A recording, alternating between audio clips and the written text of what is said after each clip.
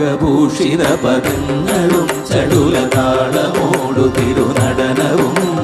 ഭസ്മഭൂഷിത മുരസ്ഥലം പരിണചർമ്മവും ഫണിഗണങ്ങളും